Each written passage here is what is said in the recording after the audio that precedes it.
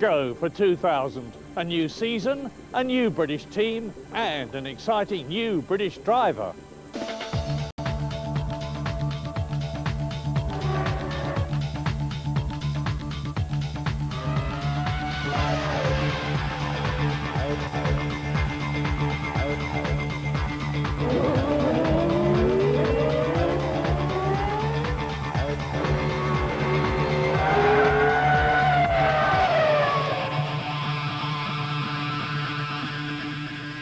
This is the brand new venue in this year's calendar, Indianapolis, the world-famous home of American motorsport.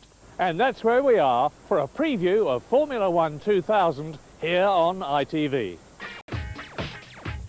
Coming up in the next half hour, Jenson Button, the new British sensation, looking forward to his first season of Formula 1 just a few weeks out of his teens. Also new for 2000, Jaguar Racing.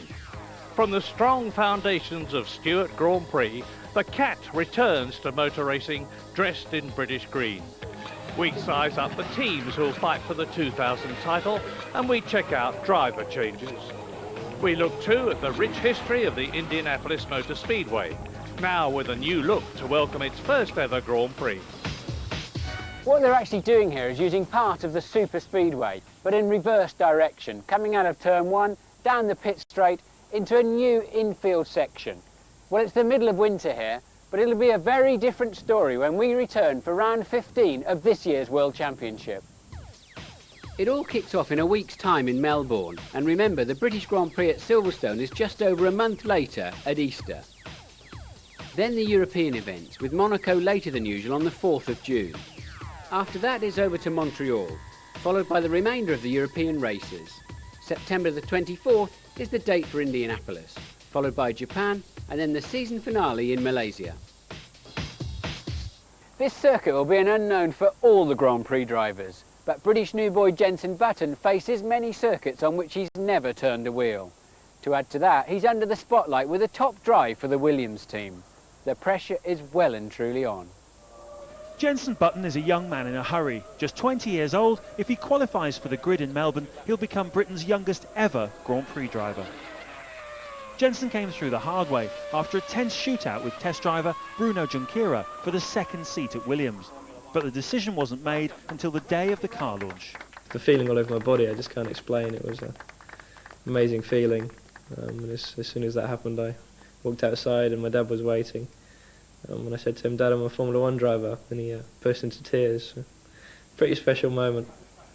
Jenson had previously tested for McLaren and Prost, who were impressed with his speed, but the offer of a race seat from Williams was too good to turn down. So, what's so special about him? Although he's only 2 years' experience racing cars, his long and distinguished kart career gave him a lot of the skills necessary for the top level. Having a look over his shoulder, and kart 14 goes through into the lead. That's Jenson Button, the young lad from Peru. What made you take up karting then? Why did you fancy having a go? Because my dad brought me a kart for Christmas. Then I was going round this pub car park. What he wants to do in the future, I don't know. They all say they want to go to Formula 1, but I don't know. As long as he's enjoying himself, that's the main thing. You might be looking at the future Johnny Herbert, you think? Well, he seems to have that something extra at the moment. We'll have to see. Jenson burst onto the Formula Ford scene in 1998, winning the National Series and the prestigious Formula Ford Festival, previously won by Senna, Irvine and Herbert. Despite the odd hiccup, he also won the McLaren Autosport Young Driver Award, which brought him to the attention of the Formula 1 teams. Next stop, F3 last year. He took a gamble on the Renault engine, which didn't quite pay off. Although he won 3 races, he managed just 3rd in the championship. But there were glimpses of class and an aggressive overtaking style. I think when you make an overtaking move, you've got to be committed to what you're doing. There's no use having a half-hearted effort, because they know you're there and they know what you're going to do the next time around. Most people expected Jenson to do another year in Formula 3, but Williams were desperate for new blood to partner Ralf Schumacher. The guy with the amount of talent that you've got was always going to get offers in Formula 1. So why did you jump at the first one that came along? It wasn't the first one. We already had offers from 4 teams in Formula 1 previous to the Williams one, but I thought it was the right time to move into Formula One, and it was the right team to do it with.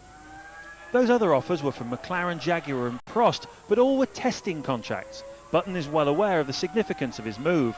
Williams is, after all, the team of Mansell and Damon Hill, the two most recent British heroes. But is it too much too soon?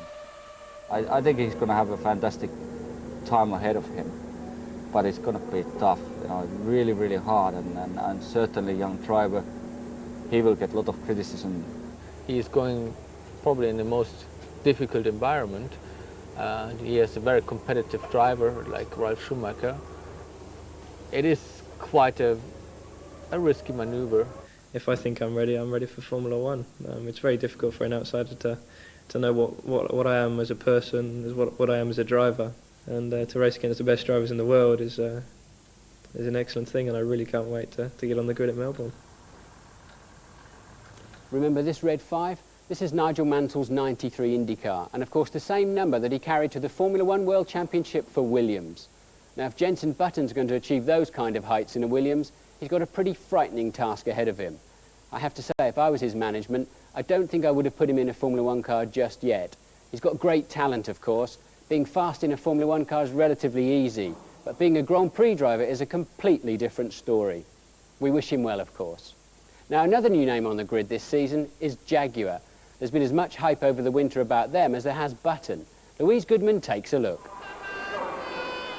7 times winners at Le Mans, world sports car champions and a host of rally victories. Jaguar have a great tradition of success in top-flight motorsport. They're not even going to get to this line, I don't think. But that was then. This is now, as Jaguar Racing is reborn in front of the world's media.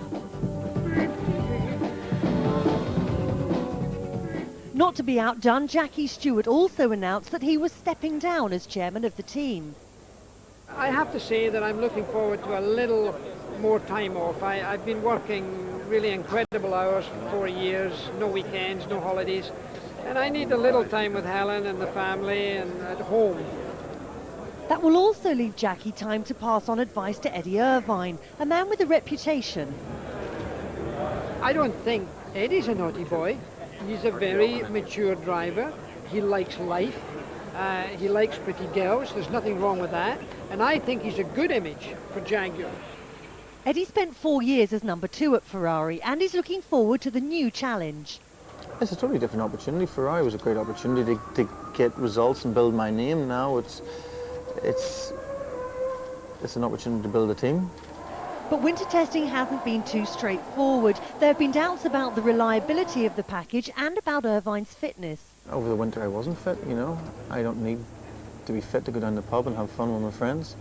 You know, once the season starts, then, you know, I'm in shape. Teammate Johnny Herbert has had better luck in testing and is better established within the team after his emotional first win for what was Stuart Ford at the Nürburgring last year. Johnny's also claiming he has the competitive edge. I've been quicker than Eddie in every test, which is great. We've had some good competitive times thrown in, which we're very happy about. So it looks as if everything's sort of, my ball is rolling and it's still growing. So I'm feeling very optimistic that we and I can have a very good start in Australia. So a truly great motor racing name enters Formula One. But can Jaguar win? Well, we'll see. But there are 4 obvious contenders for the Drivers' World Championship. Michael Schumacher simply has to win the driver's title this year. Ferrari are claiming their biggest year-on-year improvement for the new car, and Michael will be on some kind of mission. But he's only too aware of how quickly it can all dissolve after his broken leg of '99. But he has to be the odds-on favourite. I've had a good preparation time now, good relaxing and preparation time both together, and seeing the new car, seeing all the data we know, I'm optimistic. I'm very optimistic. Mika Häkkinen has to climb a new mountain for that 3rd consecutive title. Surely his need is not as great as Schumacher's. Can he find the motivation again with 2 championships already in his pocket? He can never be underestimated. If we can get the car working right, if we can have a car reliable, no mistakes from me, no mistakes from the team, we can score the points every Grand Prix. we can qualify pole every Grand Prix, I think we have a good chance. David Coulthard has spent the winter reinventing himself and appears ever more focused. He has the car, speed and fitness to take the title. But can he find the consistency, and can McLaren finally give him reliability? I'm hoping that we still have a small advantage over our competition, and that makes it easier. If we don't, then I hope our car's capable of winning races. And if it is, then I'm ready for it. Looking forward to getting out there and having a close battle. Frentzen in the Jordan will be very strong again. Heinz Harald has found a spiritual home at the Silverstone-based team and has added maturity to his speed. Jarno Trulli, his new teammate, will take away his comfort zone in the team and push him very hard. It will be very, very close competition this year between Jarno and myself, but at the end it will help the team and the results, I hope. Barrichello and Trulli have yet to win a Grand Prix, but both have the equipment, skill and speed to surprise the main contenders from time to time. Well, that's some of my views, Mary. What do you think? Well, unsurprisingly, I wouldn't disagree with a word you say, Martin. But I think the absolutely crucial thing is going to be how will this year's Ferrari go in comparison with the McLaren? Because for the last 2 years, it hasn't been good enough. If it's closer, I think Schumacher will win the championship. It's going to be very tough for Mika Häkkinen to do it 3 times in a row. Frentzen? Well, I think Heinz Harald will win races, but I can't see him winning the championship. And I'd say exactly the same thing about David Coulthard. So, Häkkinen or Schumacher, we'll see. Interestingly, neither of us are tipping either of the Jaguar drivers to come through, but it's nice that it's so unpredictable. I'm sure you've all got strong views at home, plenty to think about there.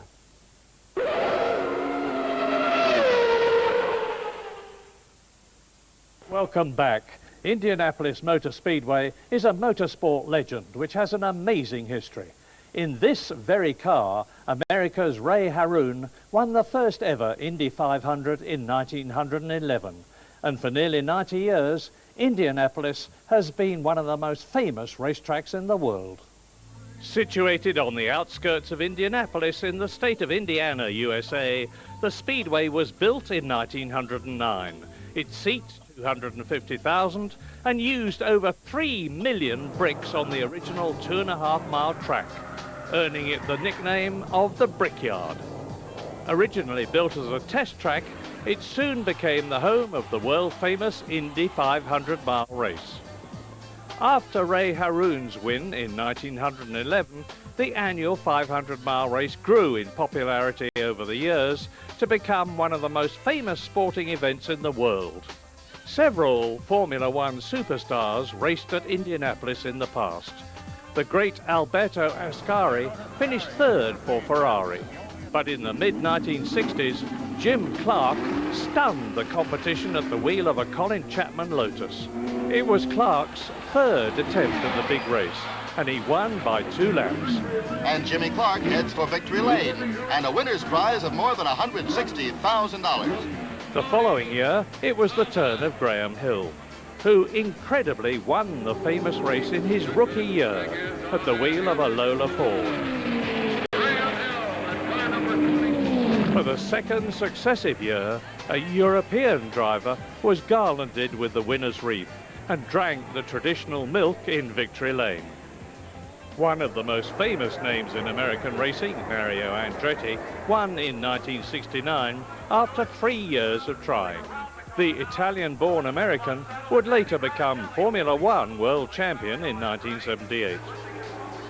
Emerson Fittipaldi, who was the youngest ever Formula One world champion at 25, went on to win the Indy 500 twice in his glittering career.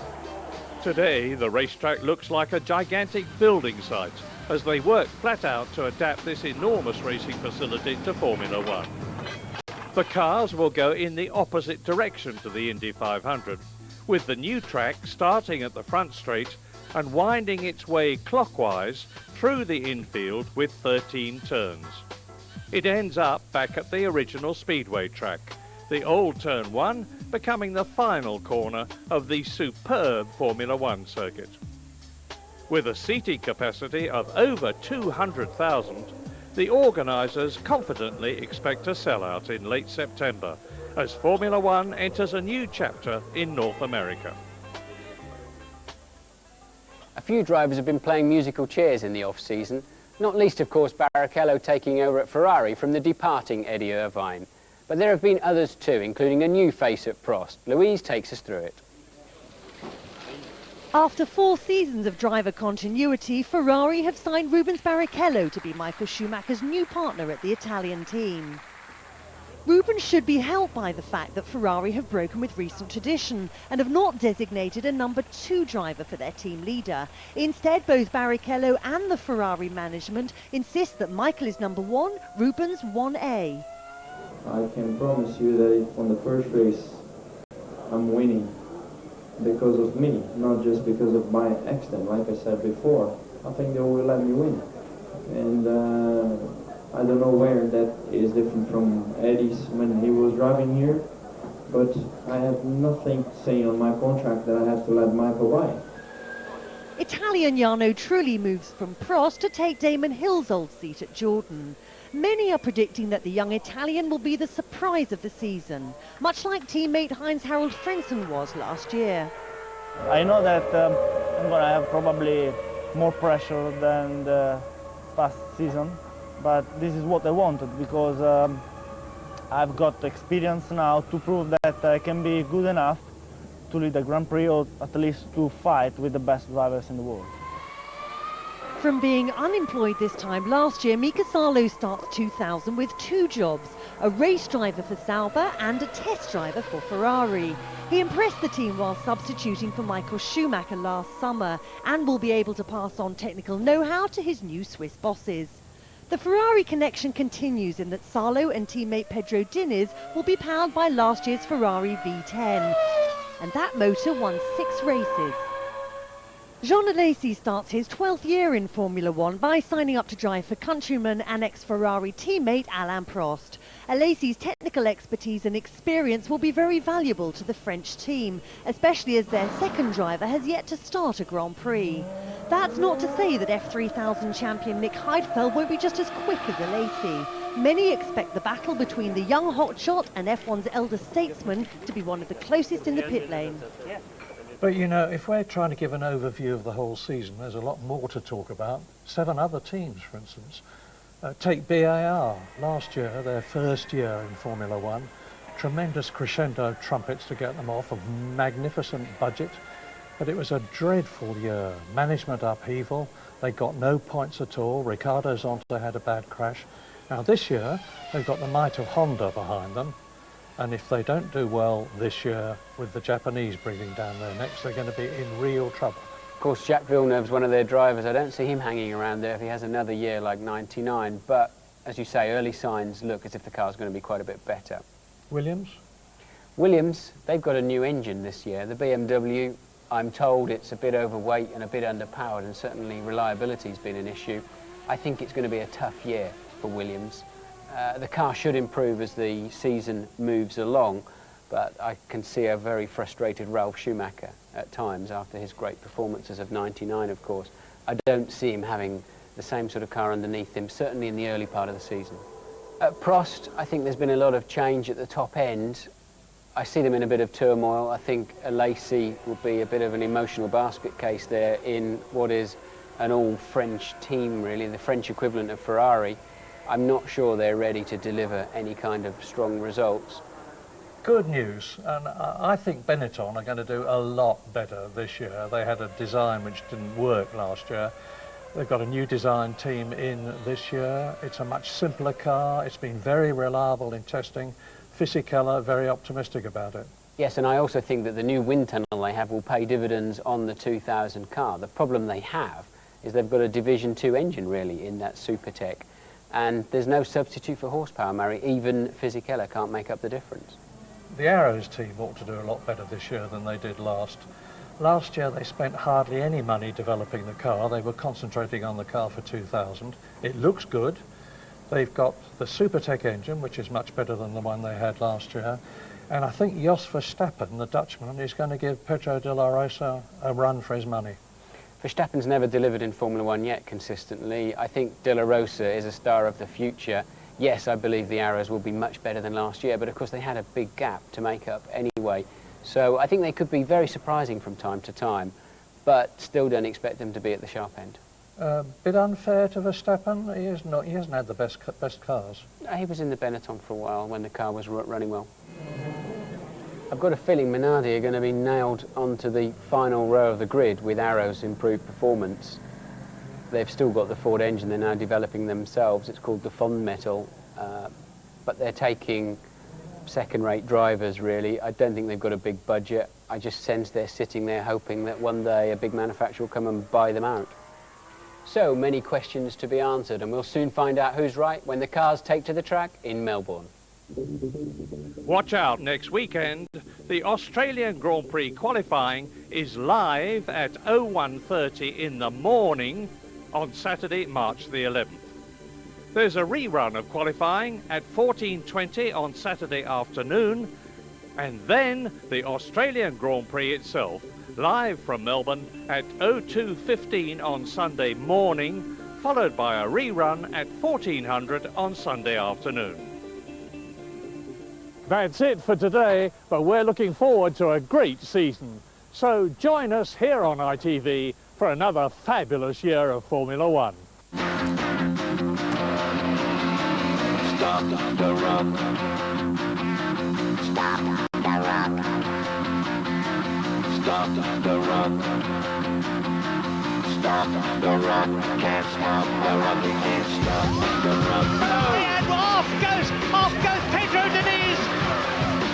Hello, girls. Oh, Schumacher out of the race. Out of the race, no points. Mika Häkkinen comes through to win in Spain. Hello, what's going on?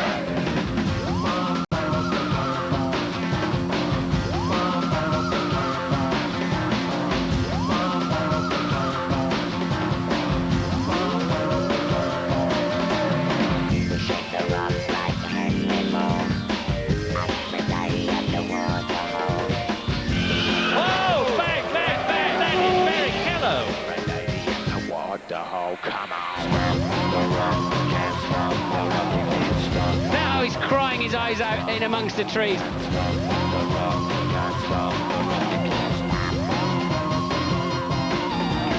Oh, words fail me.